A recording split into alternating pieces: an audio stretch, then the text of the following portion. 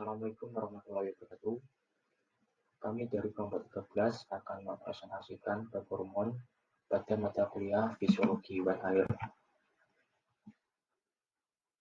Berikut merupakan anggota kelompok 13: Darwa Bimuklis, Eka Putri Rayu, Deviana Bila Oktaviana, Advin Dianita Belartarigan. Selanjutnya adalah penjelasan hormon. Hormon adalah zat organik yang diproduksi oleh sel-sel khusus dalam badan, dirumuskan di dalam peredaran darah dengan jumlah yang sangat kecil dan dapat merangsang sel-sel tertentu untuk berfungsi. Zat yang dihasilkan oleh kelenjar endokrin disebut hormon, yang berasal dari kata hormao, yang berarti pembangkit aktivitas, adalah sebuah zat kimia organik yang mempunyai sifat-sifat atau kekhususannya. Hormon-hormon yang mempengaruhi pertumbuhan, baik langsung maupun tidak langsung, klasifikasi dan penggolongan, biosintesis, mekanisme kerja, serta efek defisiensi dan kelebihan hormon. Itu klasifikasi hormon. Hormon dapat digolongkan berdasarkan struktur kimianya dan berdasarkan fungsionalnya.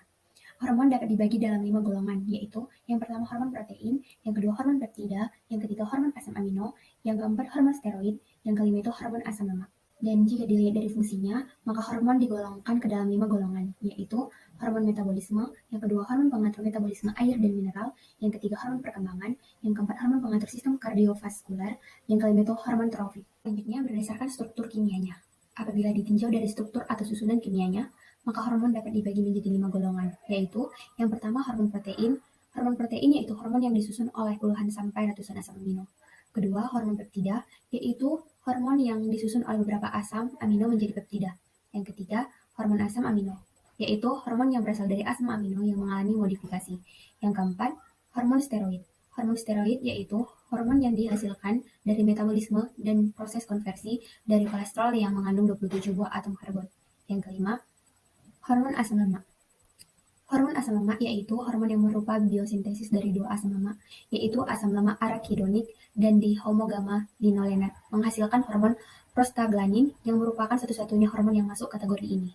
Nah, berdasarkan fungsionalnya, jika dilihat dari fungsinya, maka hormon digolongkan ke dalam 5 golongan, yaitu yang pertama, hormon metabolisme, yaitu hormon yang berfungsi dalam proses metabolisme dan pertumbuhan. Yang kedua, hormon pengatur metabolisme air dan mineral, yaitu hormon yang kebanyakan dihasilkan kelenjar paratiroid. Yang ketiga, hormon perkembangan, yaitu hormon yang berperan di dalam perkembangan dan pertumbuhan serta biologi reproduksi baik ketika individu masih dalam kandungan maupun setelah di luar kandungan sampai dewasa. Yang keempat, hormon pengatur sistem kardiovaskuler, yaitu hormon yang berfungsi sebagai pengatur sistem kardiovaskuler, misalnya hormon epinefrine, yaitu yang dihasilkan oleh bagian medula dari kelenjar adrenal. Yang kelima, hormon trofik, yaitu hormon yang merangsang kelenjar endokrin agar kelenjar endokrin tersebut menghasilkan hormon juga. Baik, selanjutnya bentuk gonad yang menghasilkan perkembangan.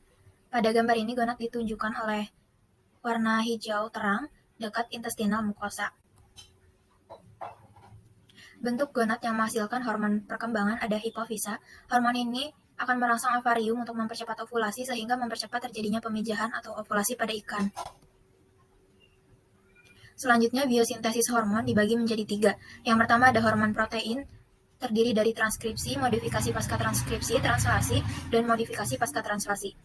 Yang kedua, hormon steroid, ada pembentukan kolesterol, pembentukan progesteron dari kolesterol, pembentukan estrogen dan testosteron dari progesteron. Yang ketiga, sekresi, transport, dan metabolisme. Yang pertama ada hormon protein, di mana biosintesis protein terjadi di dalam sel, yaitu tepatnya di retikulum endoplasma. Bagian dari retikulum endoplasma yang berpeluang untuk mensintesis hormon-hormon protein adalah ribosoma. Proses pembentukan hormon protein dapat dibagi menjadi 4 bagian. Yang pertama transkripsi, yaitu proses pembentukan asam ribonukleat dari template asam desoksiribonukleat. Ini terjadi di inti. Modifikasi pasca transkripsi, yaitu terjadi pengaturan modifikasi RNA, yaitu dari RNA prekursor untuk membentuk RNA pembawa informasi. Hal ini terjadi dengan cara pemotongan RNA dan kemudian menggabungkan kembali segmen-segmennya, serta melakukan modifikasi dengan adenilisasi ragam ganda. Dan penambahan 7-metil-guanosin ini terjadi masih di inti. Translasi, yaitu mRNA akan meninggalkan inti sel dengan menembus membran inti sel dan masuk ke dalam sitoplasma. Proses berikutnya akan terjadi penyusunan asam amino dengan jalan pembentukan pasangan yang spesifik antara bahasa dan antikodon yang terdapat di dalam RNA penghantar atau tRNA dengan kodon yang sesuai yang terdapat di dalam mRNA di dalam poliribosom. Akhirnya terjadi polimerasi asam amino untuk membentuk rantai polipeptida. Modifikasi pasca translasi, yaitu terjadi di tempat di mana polipeptida disintesis, yaitu pada retikulum endoplasma yang kasar. Polipeptida di sini mengalami beberapa kombinasi reaksi, yaitu penguraian ikatan oleh enzim protease sehingga menghasilkan hasil akhir yang dikehendaki ataupun dengan proses biosintesis sehingga terjadi glikosilasi, fosforisasi, dan asetilasi dari asam amino.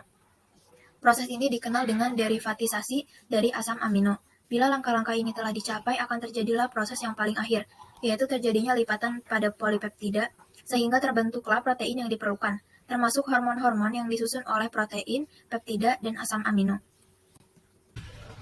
Yang kedua ada hormon steroid. Proses pembentukan hormon steroid dapat dibagi menjadi 3 kelompok dengan masing-masing subkelompoknya yaitu kolesterol. Kolesterol adalah bahan baku utama dari steroidegenesis yang diperoleh dari makanan dan masuk melalui peredaran darah. Pembentukan progesteron dari kolesterol. Kolesterol yang diperoleh kemudian ditransfer ke dalam mitokondria akan mengalami beberapa konversi, yaitu menjadi 20-hidroksikolesterol dan akhirnya menjadi pregnenolon. Pregnenolon yang dihasilkan di mitokondria ditransfer ke dalam retikulum endoplasma yang licin, dan di dalam struktur subseluler, pregnolon mengalami dehidrogenasi dan membentuk preg 5 endoktrin 3,20 dion. Dan setelah mengalami isomerisasi, maka akan terbentuklah progesteron. Pembentukan estrogen dan testosteron dari progesteron. Progesteron yang ada akan mengalami berbagai hidroksilase, di antaranya melalui sistem 17-hidroksiprogesteron dan 17-hidroksideoksikortikosteron. Selanjutnya terbentuk androstedion, kemudian 19-hidroksiandrostenedion menjadi estron, 17A estradiol dan esteriol. Berikut merupakan biosintesis hormon steroid. Selanjutnya di sini ada beberapa tahap pembentukan kolesterol. Ketiga, sekresi, transport, dan metabolisme. 1. Sintesis protein dilakukan di retikulum endoplasma kasar. Di dalam organel tersebut terdapat suatu rongga yang disebut sistem. Di dalam sistem ini, protein diantar ke dalam badan Golgi. Penghantaran protein ke dalam badan Golgi ini dapat terjadi secara langsung dengan menembus membran badan Golgi yang berhubungan dengan sistem dari retikulum endoplasma. 2. Cara yang lain adalah dengan pembentukan vesikel yang disebut elemen transisi. Pada fase ini disebut sekretori dewasa. Kemudian dihantar ke arah membran plasma dan butir-butir sekretori akan terjadi dan akhirnya akan diikuti sekresi dari protein yang ada di dalam butir-butir sekretori dengan cara eksositosis dalam cairan ekstraseluler. 3. Untuk sekresi, norepinefrin dari syaraf simpatis juga dilakukan dengan jalan eksositosis, hanya saja pada sekresi protein. Hanya proteinnya saja yang pindah, maka pada sekresi norepinefrin, butir-butir sekretorinya dan dengan isinya juga pindah dari ujung-ujung akson dari syaraf simpatis. Misalnya ikatan antara globulin mengikat tiroksin.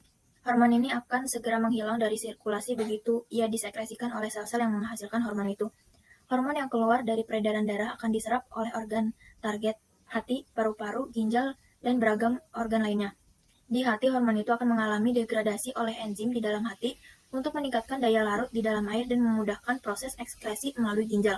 Maka hormon degradasi juga diikatkan pada asam glukoronik atau pada sulfatnya. Hormon yang bebas ataupun terkonjugasi akan ditransfer ke dalam kantong empedu. Dari sana hormon dibuang melalui feses atau ada pula yang diserap kembali oleh darah dan masuk ke dalam sirkulasi darah. Kemudian ada mekanisme kerja dari hormon. Di slide selanjutnya nanti kita akan menjelaskan mengenai teori reseptor dan bagaimana mekanisme kerja hormon protein. Yang pertama, teori reseptor. Hormon dalam menuju sasarannya selalu melalui peredaran darah. Karena itu, dalam sirkulasi darah dapat tersebar ke seluruh tubuh. Karena itu pula, semua sel yang dilalui peredaran darah dapat berhubungan dengan hormon tersebut, tetapi hanya sel-sel sasaran saja yang menunjukkan respon. Hal ini disebabkan oleh adanya reseptor yang ada pada dinding sel atau di dalam sel sasaran. Reseptor ini secara hiperetial terdiri atas beberapa rangkaian molekul protein yang bersifat sangat khusus. Artinya, protein reseptor ini hanya mengenal satu macam hormon saja dan menimbulkan satu atau beberapa macam reaksi khas dari sel-sel sasaran. Pernyataan tersebut merupakan pernyataan dari Partodiharjo tahun 1980. Lalu menurut Yu Subagio tahun 1990, yaitu reseptor hormon protein adalah pada membran sel. Agar hormon protein dapat mengerjakan misinya dan memberikan efek yang diinginkan, maka salah satu sifat yang harus dipenuhi adalah dengan keutuhan dari membran sel yang merupakan target sel dari hormon yang bersangkutan. Meskipun sel dan organelnya dalam keadaan utuh, namun bila membran selnya mengalami kerusakan, maka efek hormon yang spesifik yang seharusnya ditimbulkan tidak akan terlihat dan tidak akan terjadi. Berbeda dengan hormon protein, hormon steroid akan berinteraksi dengan reseptor yang berada dalam sel. Hormon yang terikat akan ditransfer ke dalam inti sel. Di dalam sel ini, hormon steroid akan melakukan modifikasi terhadap sintesis protein. Dengan demikian, akan terjadilah perubahan terhadap struktur enzim maupun aktivitasnya, sehingga akan terjadi pula perubahan-perubahan fisiologis yang dikehendaki hormon yang bersangkutan. Lalu ini merupakan tabel distribusi dari reseptor GH, reseptor PRL, dan reseptor hormon steroid yang terletak pada beberapa tempat di jaringan tubuh.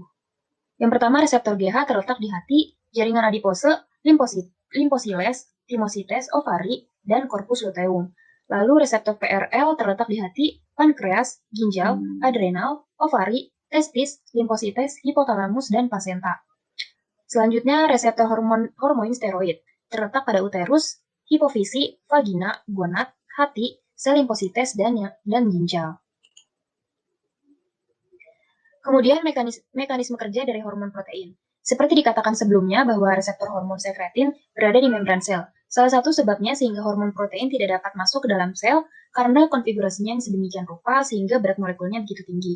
Interaksi antara hormon dengan reseptor akan meningkatkan permeabilitas dari membran plasma sehingga meningkatkan laju difusi dari ion-ion atau zat-zat lain yang mempunyai konfigurasi sedemikian rupa sehingga berat molekulnya sangat kecil. Kejadian selanjutnya berlangsung di dalam sitoplasma akibat adanya interaksi hormon reseptor.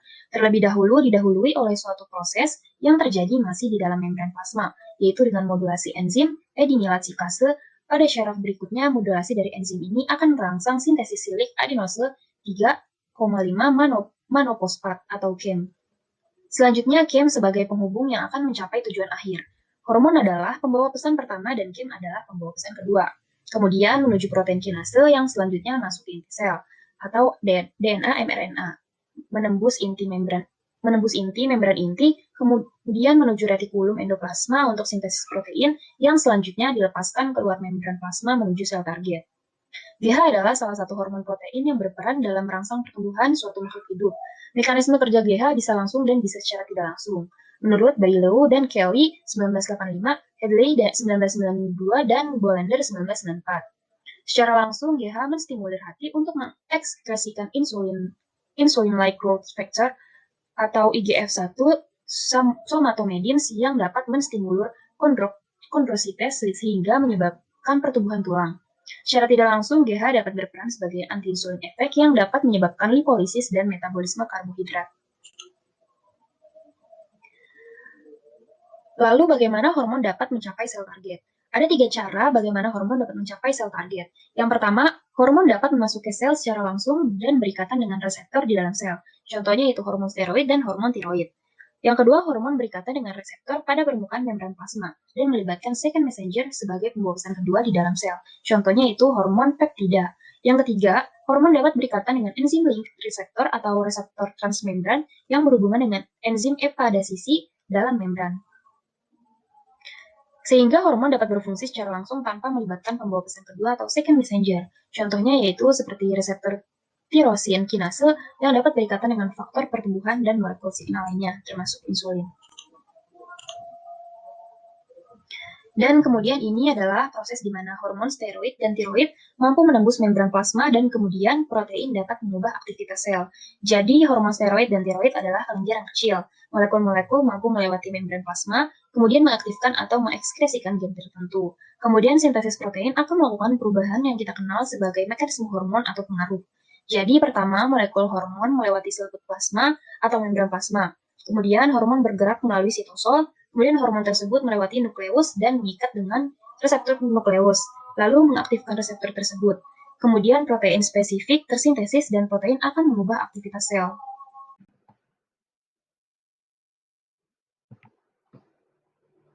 Sekian yang dapat kami presentasikan. Kurang lebihnya kami mohon maaf. Wassalamualaikum warahmatullahi wabarakatuh.